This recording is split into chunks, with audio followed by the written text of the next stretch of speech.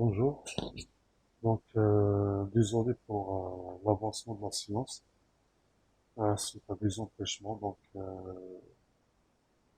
Et vu que vous n'avez pas vraiment avancé dans le cours, vous n'avez pas encore traité les fonctions.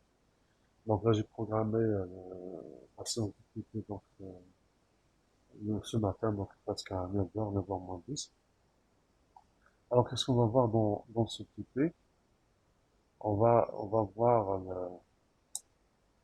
on va voir toujours, c'est-à-dire on va traiter toujours les tableaux, et cette fois-ci on va traiter des applications. On va traiter des applications. Euh, cette application concerne tout simplement les tableaux à deux dimensions, les matrices. Donc, le travail demandé, c'est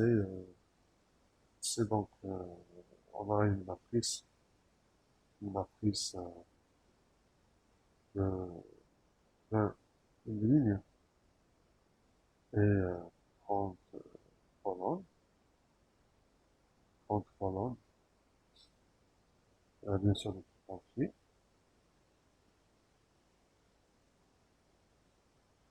Euh, Type entier. Alors, qu'est-ce qui est demandé dans cette application? C'est donc de calculer la somme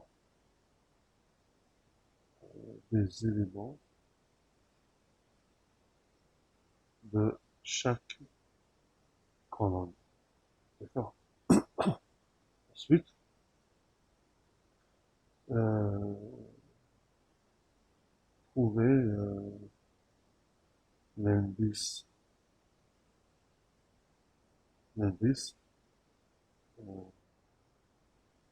les indices de colonne, les indices de colonne, colonne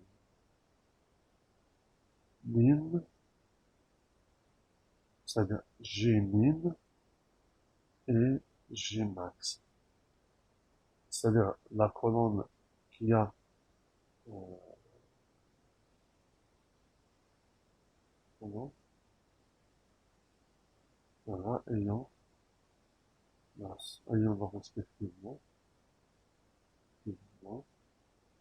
ayant respectivement la somme min et la somme max. Oui. Et donc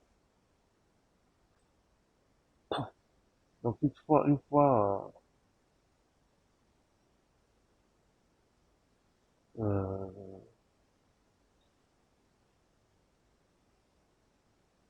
les colonnes donc trouver donc les indices J min et J max, voilà, des colonnes ayant respectivement la somme min et la somme. Ensuite, qu'est-ce qu'on fait? On doit permuter. Donc voilà, permuter les deux colonnes bien sûr. On va permuter donc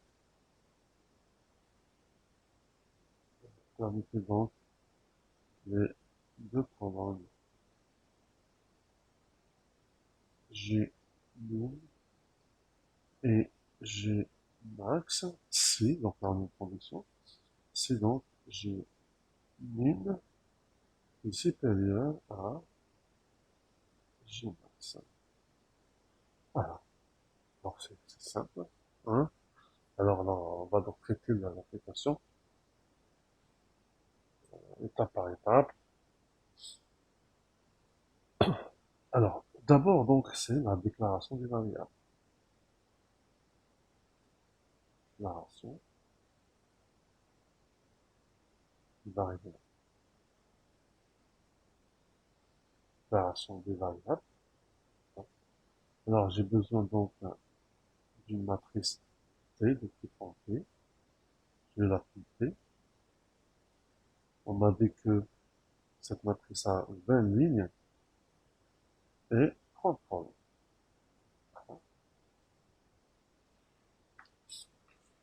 J'ai besoin d'un tableau à une dimension de 30 entiers où chaque élément de ce tableau va contenir la somme de la colonne correspondante.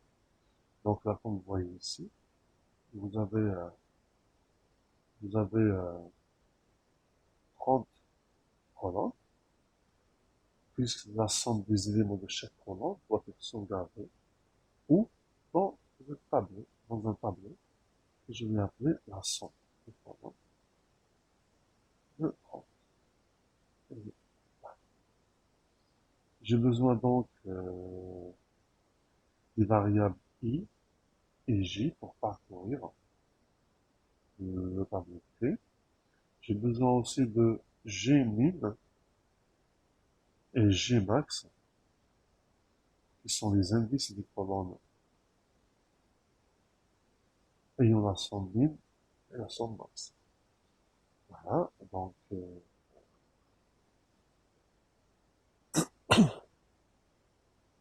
vous allez voir. En tout cas, en programmation, c'est-à-dire sur micro, le problème ne se pose pas.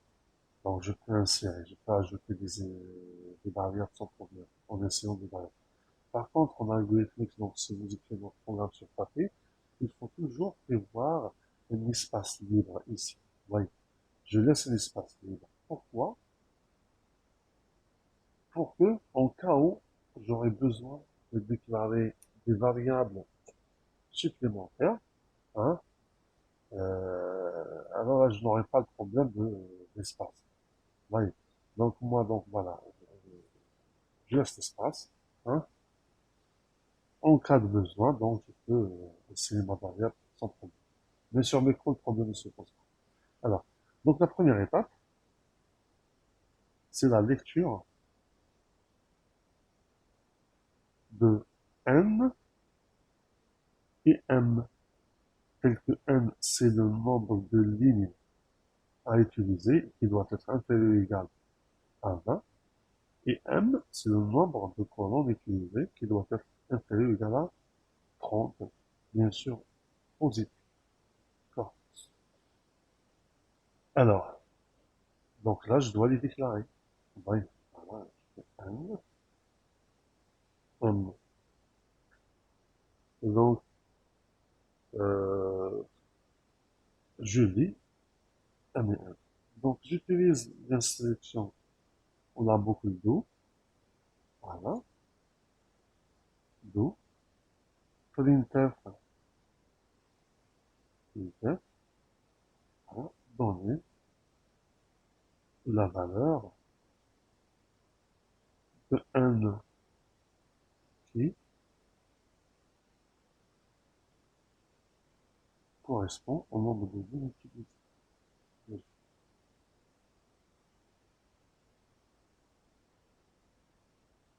Voilà. Là, je lis donc la valeur de n, sprint, page, et virgule, je mets donc la valeur de n. Voilà. Et là, je répète tant que while 1, while n inférieur ou égal à 0, ou bien n supérieur, attends,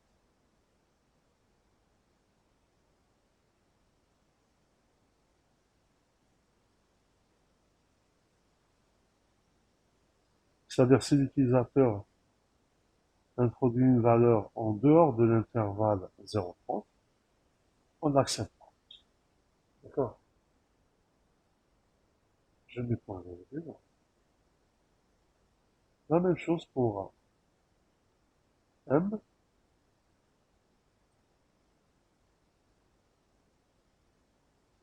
Voilà. On a la valeur de M. Là, je mets M. While M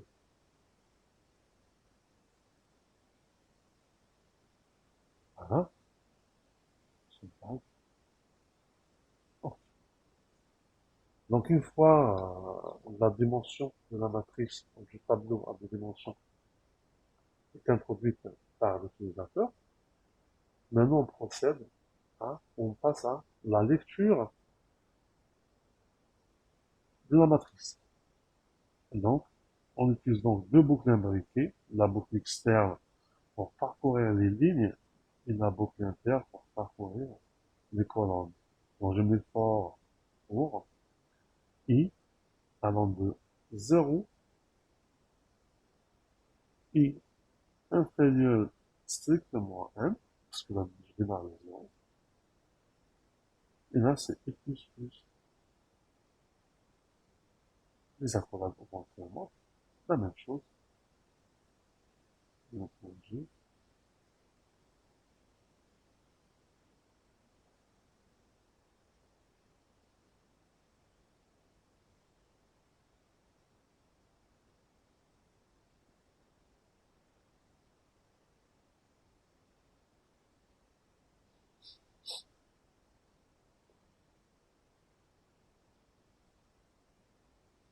Voilà.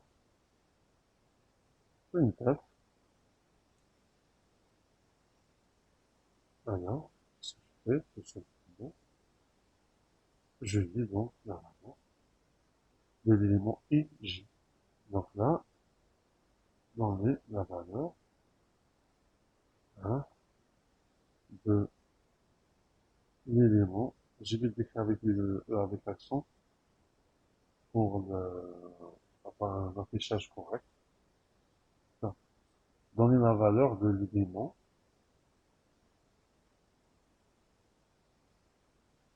C'est l'élément de T. Je vais faire ça, oui. Voilà, je vais faire ça. Donc, ça c'est pour I. Et là, c'est pour J, de l'élément T1. Euh, voilà, je mets I, I, J.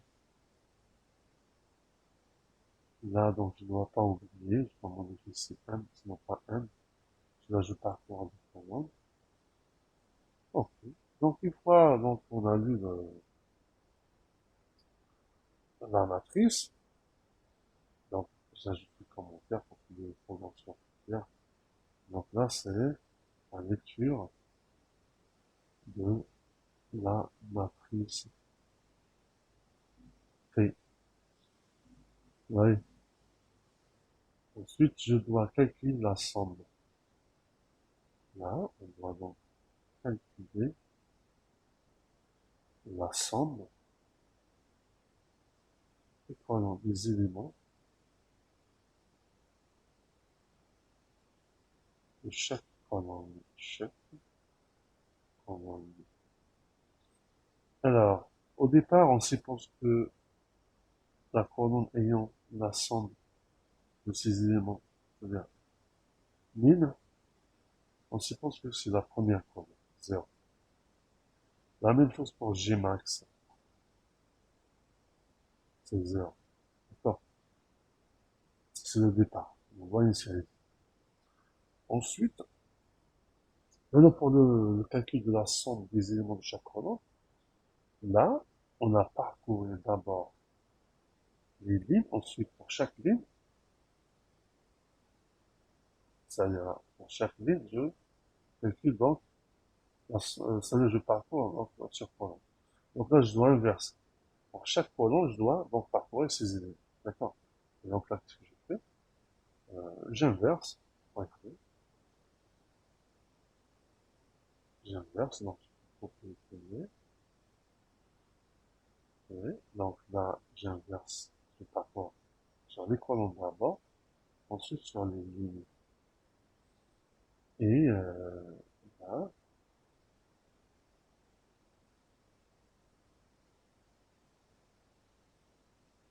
c'est J, c'est J,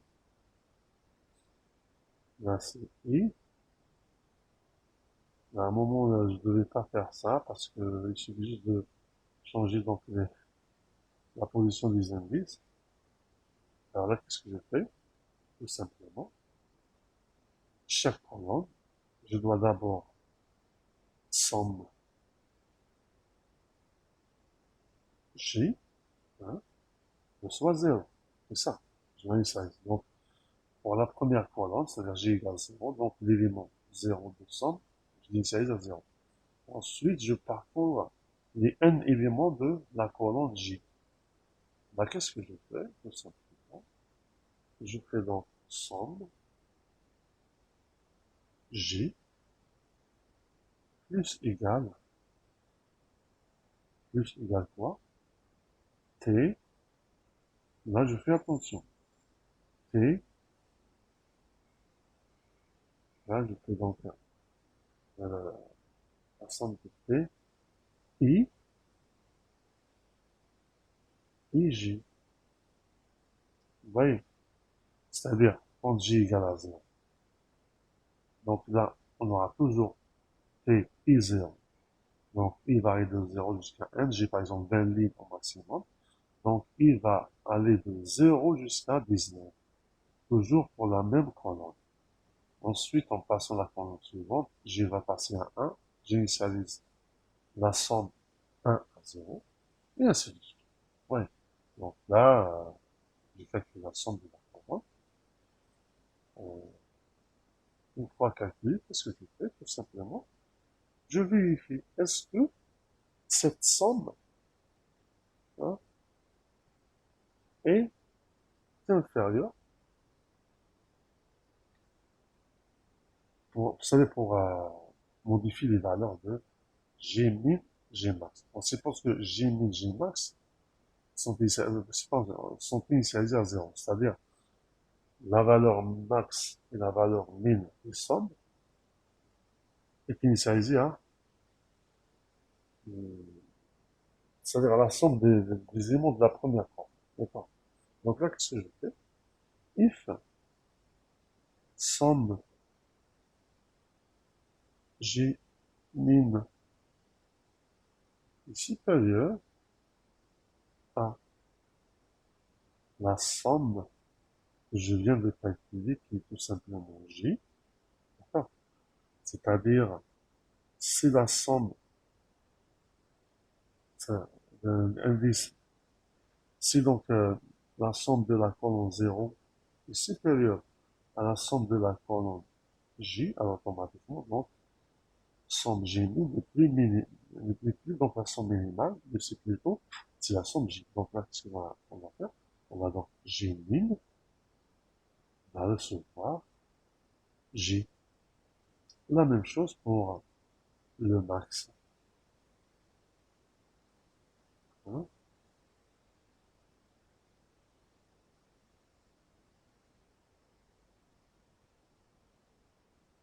Ça, c'est donc la somme de J max est inférieure à la somme J, ça veut dire que J max, cette somme n'est plus la somme maximale, parce qu'elle est inférieure à la somme J. Donc, dans ce cas, je mets J max, soit J. Vous voyez? Donc là, donc là, j'ai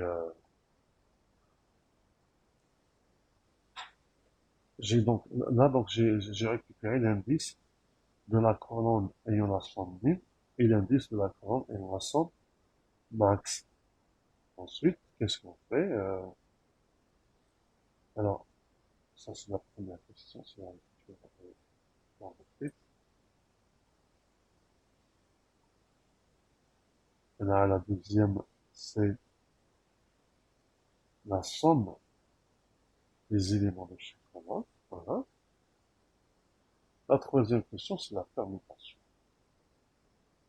C'est la permutation. C'est la permutation.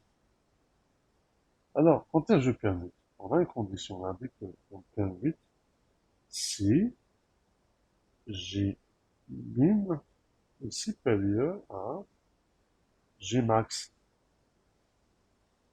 Ah. Alors, pour permettre donc les colonnes, je parcours donc les deux colonnes en même temps, bien sûr, pour les permettre. Alors je fais for i allant de 0, i inférieur à n, 1 virgule, i plus plus. Alors donc la permutation consiste à utiliser une variable temporaire,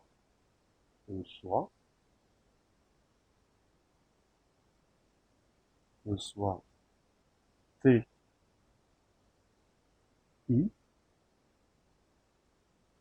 g min, ensuite ti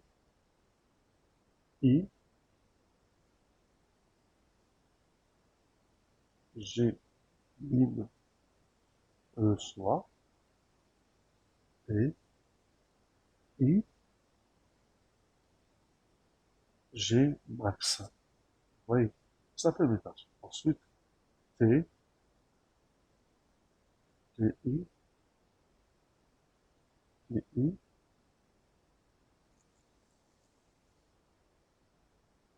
ti g max soit temporaire. Je vérifie. Donc j'ai sauvegardé la valeur min dans la variable temporaire. Ensuite, j'écrase la valeur de min par la valeur de max. Et je récupère la valeur min que j'ai placée dans la variable temporaire. J'ai appliqué à g. Et là, je dois déclarer la variable 1. Vous voyez. Et quoi, on ne peut pas donc prévoir, savoir quelles sont toutes les variables à déclarer. Donc, et euh,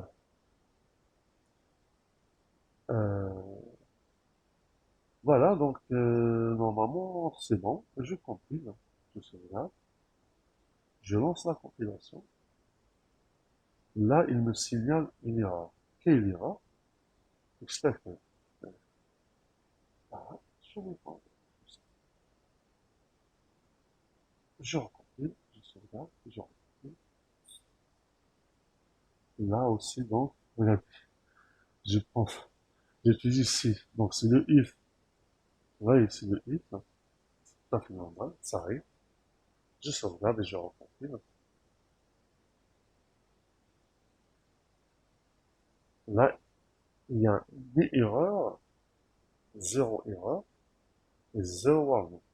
Ok, vous voyez, donc c'est bon. Là, qu'est-ce qu'il reste à faire? C'est d'afficher donc le résultat. D'accord. D'abord, je dois afficher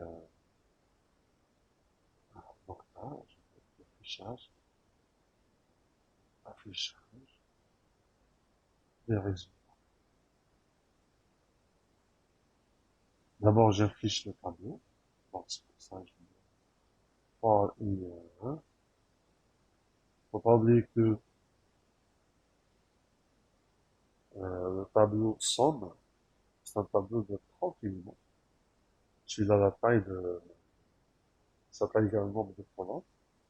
C'est pour ça que je mets for, entre parenthèses, i allant de 0, 1 virgule, i inférieur à m, 1 virgule, et plus. Là, je vais faire ça. Euh, donc, printf, printf. Alors, printf, là, j'affiche donc, je dois passer un message automatique, la somme des éléments de la colonne pourcentage P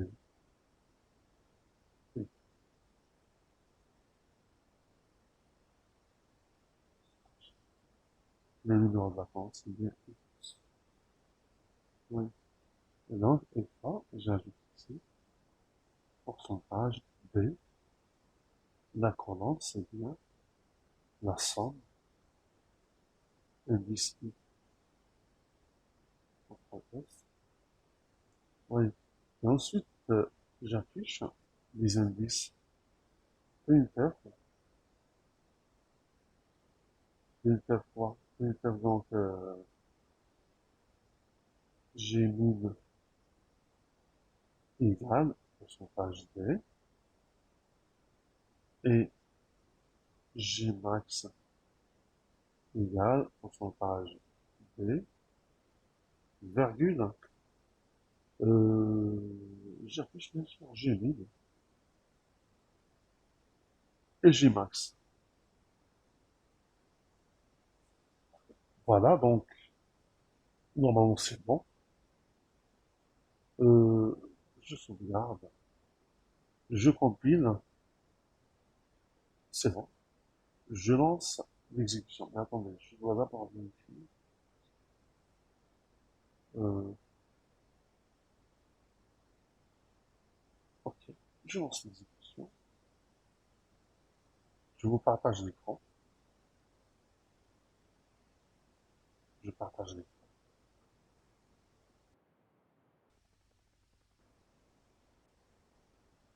Et c'est bon. Euh, alors, attendez, je vais prendre, ça veut dire, je vais prendre un exemple. Je dois le noter pour ne pas, bon, sinon, on sait directement.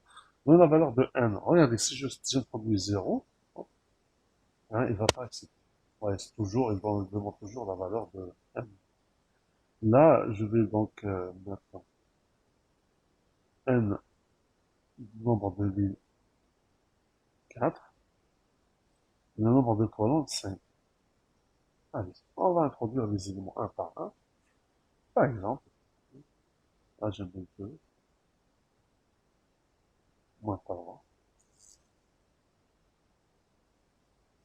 Pourquoi, pourquoi on est sorti aussi tôt? Ça veut dire notre programme, hein, ça veut dire notre programme, hein, ne s'est pas exécuté correctement. On revient à notre code source, que je partage. Qu'est-ce qui s'est passé? Voilà, regarde, voici l'erreur. C'est pour ça que j'ai dit que copier-coller, donc, souvent est fatal. Pourquoi? Si on oublie de modifier, hein, si on oublie de modifier correctement, là, on risque donc d'avoir un défi lors de l'exécution de notre programme. Mais là, on n'a pas vraiment avancé. Voilà, voilà, voilà. Ah, oui, regarde. Là, donc, il y a un problème. On n'a pas mis donc les indices. Pour ça, la fonction, donc, plutôt la boucle a sauté. Oui, oui, parce que j'ai dit donc, c'est un M. Donc, c'est ça le problème. Je recompile. C'est quoi l'erreur?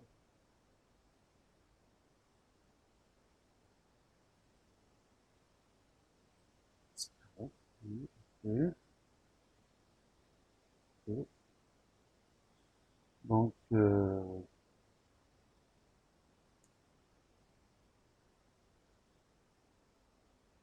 et là, c'est quoi M? C'est T. Oui, oui, il faut faire attention. Oui, donc là, c'est T, c'est pas M. Parce que moi, j'ai mis dans la tête matrice M. Donc là, parce que j'ai déclaré une variable qui s'appelle M, et puis en plus, une variable simple. Là, j'ai utilisé comme un, un tableau à dimension. C'est pour ça que j'ai eu cette erreur. Vous voyez comment régler les erreurs, hein, de compilation. C'est-à-dire, hein, il suffit juste de lire le message, essayer donc d'interpréter et de corriger. D'accord? Normalement, c'est bon. Il n'y a pas d'erreur. On le fait. Je partage l'écran, bien sûr.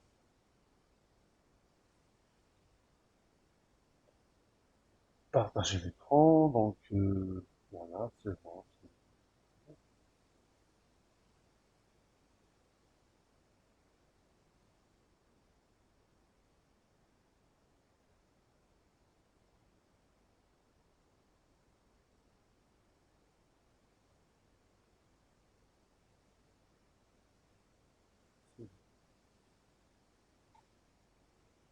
Voilà.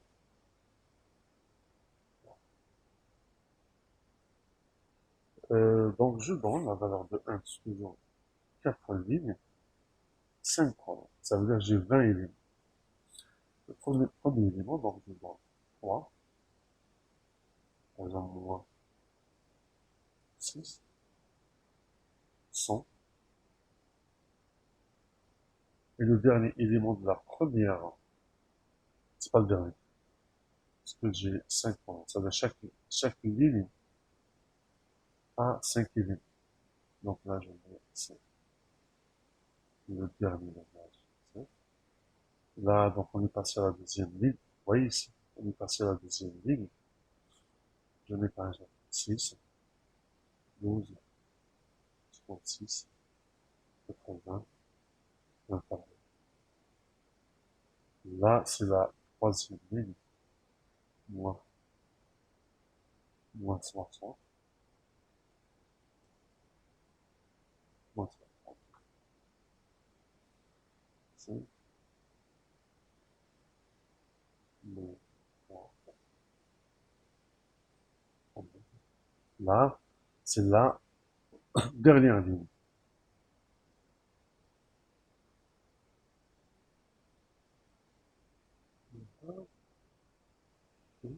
Alors, on va vérifier, regardez.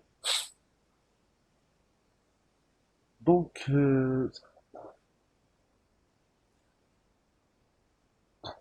là, on a la somme des éléments de la colonne 0, c'est moins 39. Est-ce qu'on peut vérifier? Oui.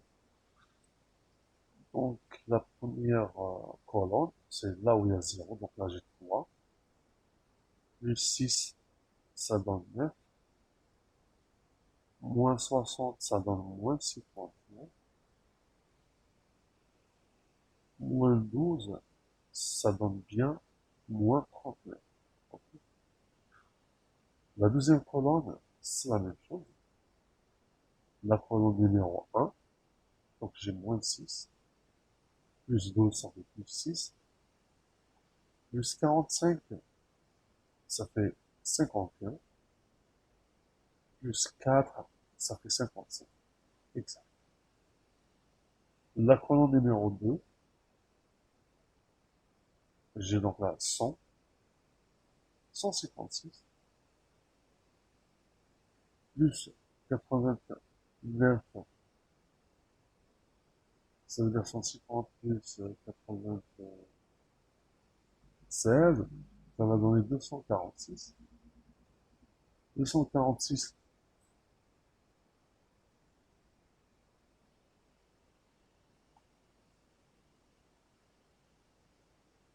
voilà, donc faire de la somme, donc ça, 200, 240, 40, 45, plus, plus 67, attends, là j'ai 100,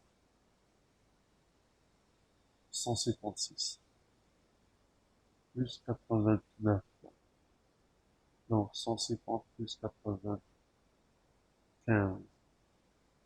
ça va me donner 245, plus ça, 67, ça va donner 300, et ainsi de suite. Alors, quelle est la colonne min et quelle est la colonne max? La colonne min, c'est 0, et la colonne max, c'est 2. D'accord? Maintenant, pour vérifier ce que la permutation a eu lieu ou non, je dois réafficher de nouveau la matrice. Ah ben oui, parce que normalement, après permutation, les éléments de la colonne 0 auront les, c'est-à-dire auront les valeurs de la colonne max qui est la colonne 2, et la colonne 2 donc aura les valeurs de la colonne 0. C'est-à-dire permutation. Alors, on revient donc à notre programme. Partage.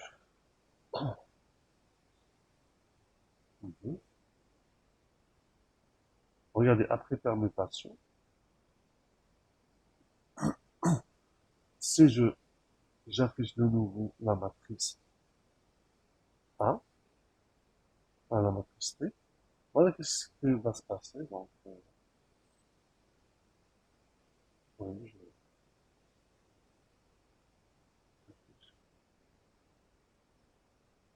vous montrer. Ah, là, je dis donc affichage, afficher matrice, après permutation.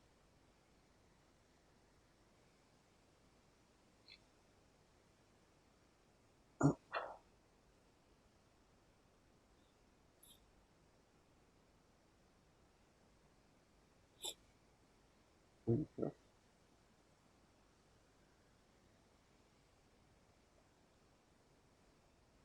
voilà, donc, j'affiche. C'est la valeur des éléments. Voilà. Et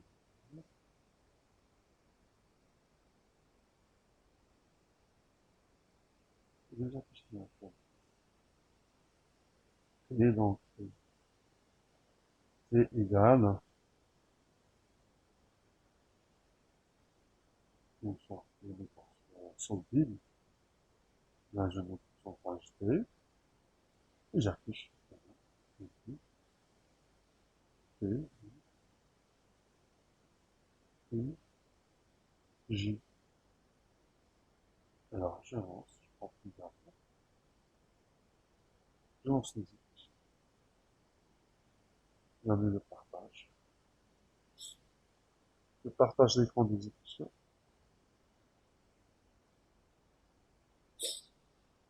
Euh, je reprends toujours.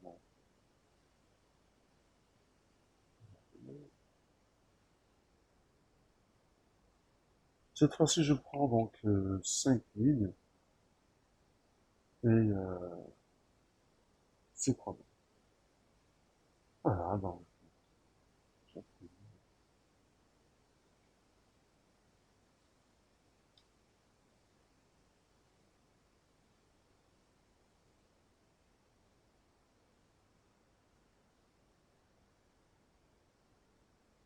la première ligne.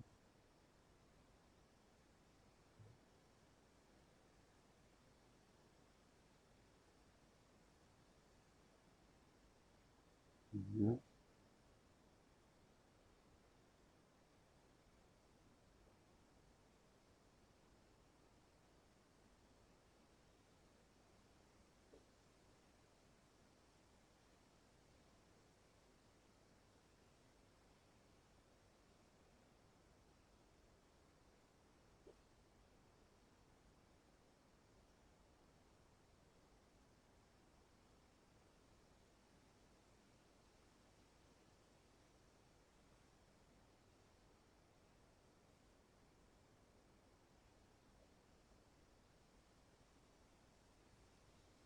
Alors,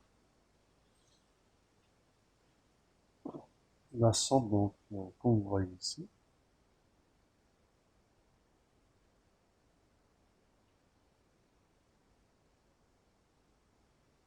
vous voyez, donc la colonne 1000, c'est bien la colonne 5.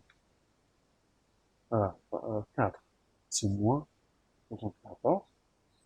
Et la colonne max, c'est la colonne 3. Exact. Là, j'ai pas fait de son vide, c'est pour ça. Donc on a affiché juste après Gmail. Maintenant, après affichage, normalement, donc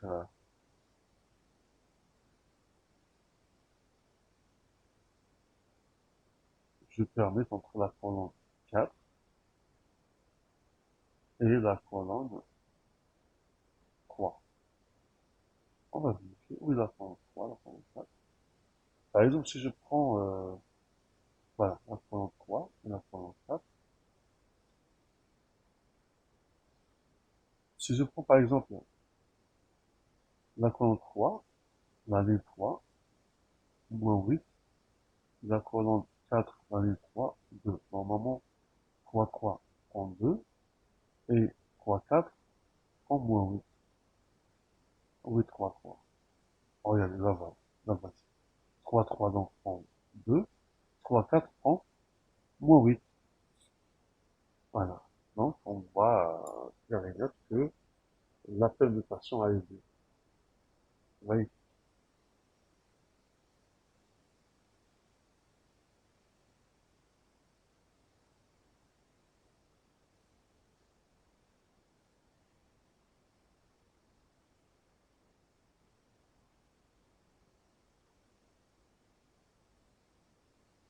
Il y a d'autres applications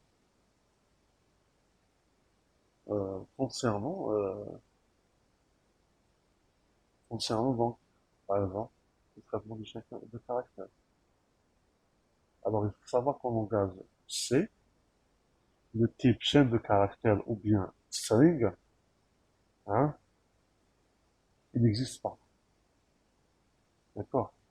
Donc, pour traiter les chaînes de caractères en langage C, il faut utiliser donc des structures de données, par exemple des tableaux. C'est-à-dire, si je veux traiter, manipuler les chaînes de caractères, je dois utiliser un tableau qui va contenir les caractères de cette chaîne. C'est-à-dire, chaque élément du tableau hein, va contenir un caractère de la chaîne. Si par exemple, je veux déclarer un nom hein, et un prénom, donc certes, je dois déclarer des tableaux. Tableaux de type char, de je sais pas combien d'éléments. Donc, attention, il faut prévoir. Hein.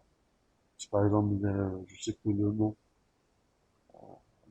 ne peut pas dépasser d'un caractère, donc je déclare un tableau de d'un caractère. La même chose pour prénom et ainsi de suite. Euh,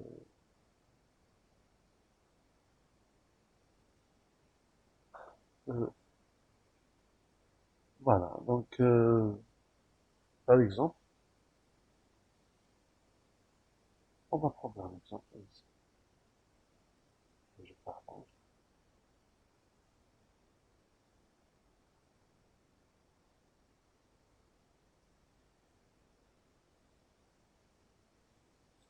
Bon,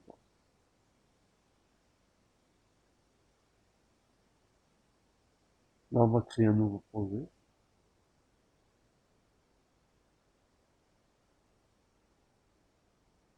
Je vais l'appeler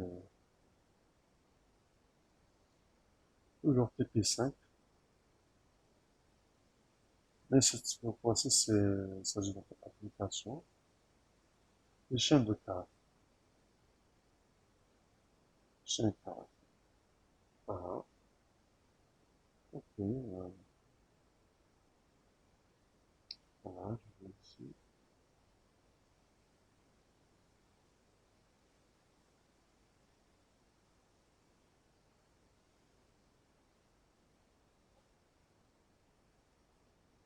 Alors, voici comment déclarer une chaîne de caractères. Une variable qui va contenir une chaîne de caractères.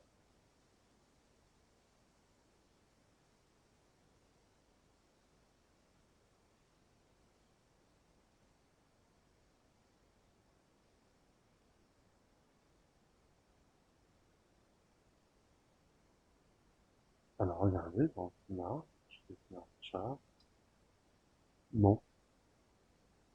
Par exemple, je sais que le nom ne va pas dépasser 20 caractères. La même chose pour le prénom. Je sais qu'il ne va pas dépasser 25 caractères. Je peux l'initialiser, on va voir. Mais si on l'initialise, euh, je peux l'initialiser. Par exemple, Mohamed. Alors là, il faut faire attention. Regardez. Quel est le fil de cette initialisation?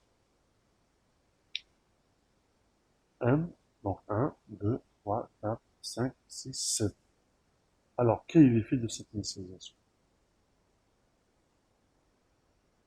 Voilà ce qui va se passer au niveau de la main. Vous aurez donc un tableau, c'est-à-dire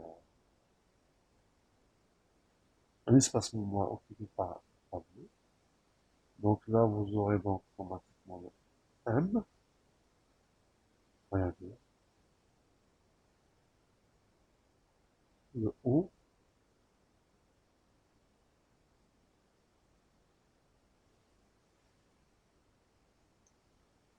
H,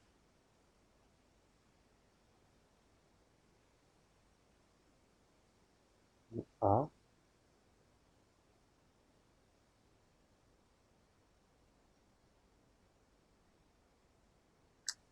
euh,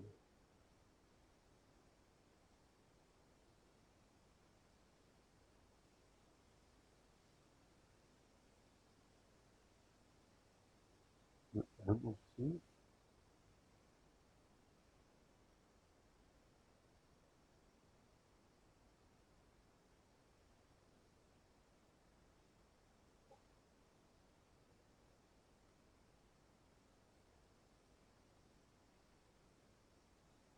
Alors,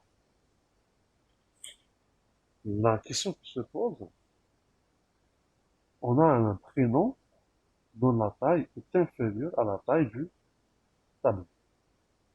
Alors, donc là, la question qui se pose, quelle est la valeur des éléments restants du tableau prénom? Alors, il faut savoir que il faut toujours prévoir une case supplémentaire, c'est-à-dire un élément supplémentaire indiquant la fin de chaîne de caractères. Parce que cette initialisation, donc son effet, le voici, donc voilà, M, et elle va ajouter automatiquement la valeur indiquant la fin de la chaîne de caractères. C'est donc entre slash 0. Ce caractère s'appelle fin de chaîne de caractères. Et ensuite, vous aurez donc les X. Ça veut dire une valeur par deux. Et ainsi de suite. Jusqu'au dernier élément. Voilà. Jusqu'au dernier élément. Ça veut dire quoi? Ça veut dire que on va trouver notre chaîne de caractères qui est répartie sur les éléments 1, où chaque élément va contenir un caractère. Ensuite, ce caractère représentant la fin de chaîne de caractères va occuper aussi un élément du tableau. Et c'est pour ça, quand vous déclarez une variable tableau pour du type caractère, il faut toujours prévoir un élément supplémentaire contenant fin de chaîne de caractères. Si par exemple je vois que les chaînes de caractères ne dépassent pas en taille, par exemple 20 caractères, au maximum 20. Donc moi je dois déclarer un tableau de 20, d'accord? C'est-à-dire j'ai ajouté un élément pour l'indicateur ou la fin de chaîne de caractères. C'est donc le remplissage 0. Vous voyez? Voilà. Donc une fois déclaré, euh, euh, regardez, là parce que j'ai indiqué la taille. Si je n'indique pas la taille, je mets char, share, share par exemple, clair à nous, mais je n'indique pas la taille, et j'initialise. Toujours, je mets Mohamed. Là, qu'est-ce qui va se passer? Là, le système va réserver le nombre d'éléments exacts correspondant au nombre de caractères de la valeur d'initialisation. Par exemple, là, j'ai Mohamed. Combien de caractères? Un, 2, 3, 4, 5, 6, 7. Donc, je trouve ma valeur d'initialisation ici, qui se termine par 0, mais je ne trouve pas ça. Ouais. Parce que le système, hein, le compilateur, quand il génère les exécutables, va donc réserver la taille exacte correspondante à la valeur d'initialisation. Contrairement à ici. Ici, donc, la taille est donnée explicitement. C'est-à-dire, j'ai exigé, j'ai indiqué la taille du tableau à réserver. Vous voyez, voilà, donc, deux déclarations différentes. Ensuite, euh, euh, ça, c'est ce qui concerne l'initialisation lors de la déclaration.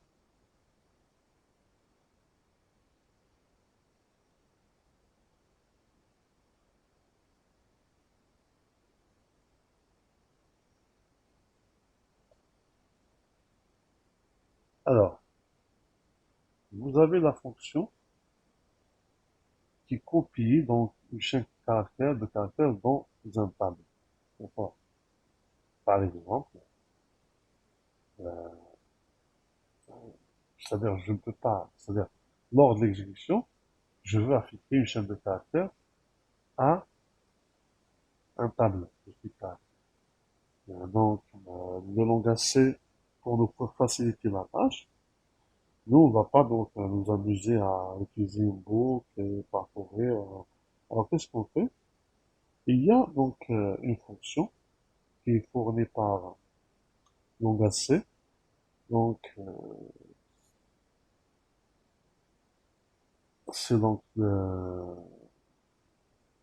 fonction strcopy, c'est l'abréviation de string copy. J'indique tout simplement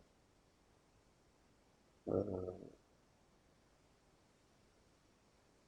j'indique tout simplement, j'indique par exemple str copy, voilà. C'est quelle librairie? Attendez, je vais quelle librairie. Voilà. Parce qu'en fait, je vais juste quelle librairie. Ça les inclut strcopy.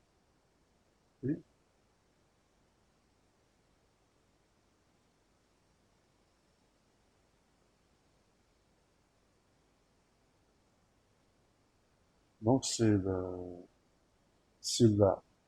l'API ou la bibliothèque, euh, la bibliothèque string.h. Est-ce que ça existe? Je vérifie.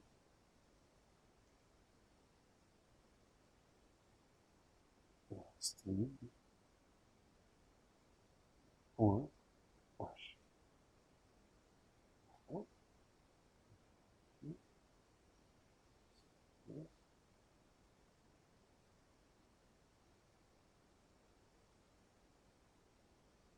Là, vous voyez, donc voilà, dans l'environnement donc l'a reconduit, parce qu'on a ajouté la directive donc l'inclusion de l'API contenant des fonctions de traitement des chaînes de caractères.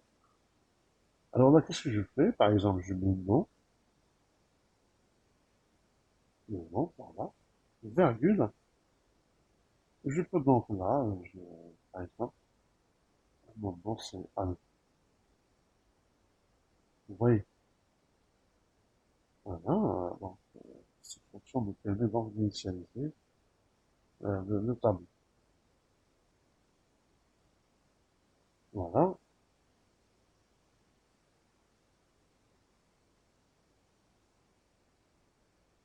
Euh, alors, bien sûr, cette fonction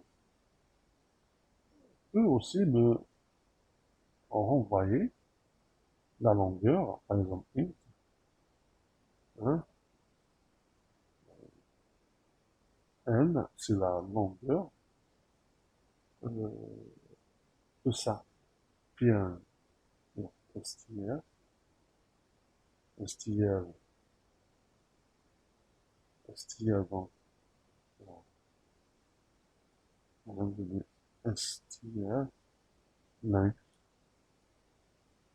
pour la longueur. Voilà, je mets en parenthèse le prénom. Là, je mets commentaire. Elle va recevoir, bon, qu'est-ce qu'il va recevoir?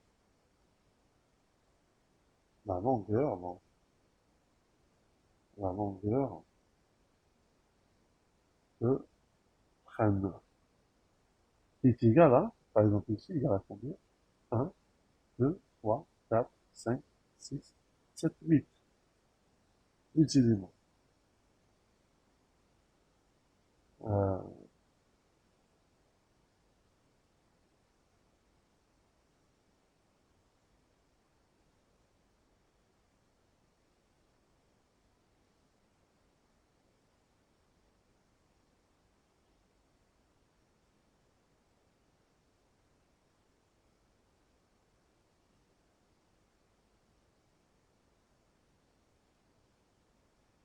donc voilà, en ce qui concerne donc la proposition des enquêtes, on aura donc une autre séance. Euh, je ne sais pas où vous en êtes.